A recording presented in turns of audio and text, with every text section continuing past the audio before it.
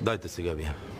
Да ви върна на Русия. Някои от европейските държави настояват за по-сериозни санкции заради хуманитарната ситуация, която се създаде с бомбардировките над Алепо. Каква е българската позиция? Знаете ли, винаги съм казвал, че санкциите вредят за бизнеса, за икономиката, за селското стопанство, въобще за всичко. Но има едно нещо по-важно от печалбата или от бизнеса, или от икономически интерес, да го наречеме. Това е човешкия живот. Това е ценностите, които Европейския съюз и всички ние изповядваме.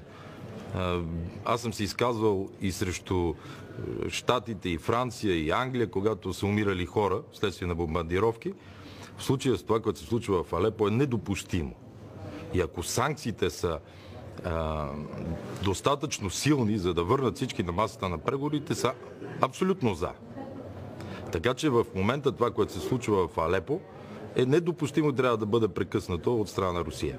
С цялото им уважение, знам какво си причинявам, тъй като водиме преговори, знаете, наследството, което получихме в енергетиката, но по-важно от това са ценностите. И ние ще ги защитиме до край. Аз съм бил от хората, които е казал тази година санкциите да паднат. Заради Крим. Като сме си слагали изричното уточнение, че след като се спазват Минските споразумения.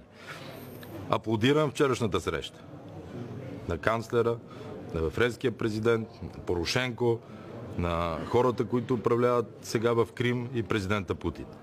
Дано този диалог е ежедневен.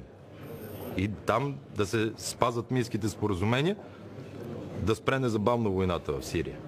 Няма оправдание, когато се атакуват болници, когато се атакуват училища, щете жилищни сгради.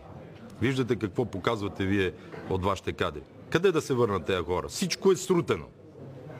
И тук вече ценностите за хуманността, за правата на човека, за живота им, почват да се бият с икономически интерес на някои от държавите.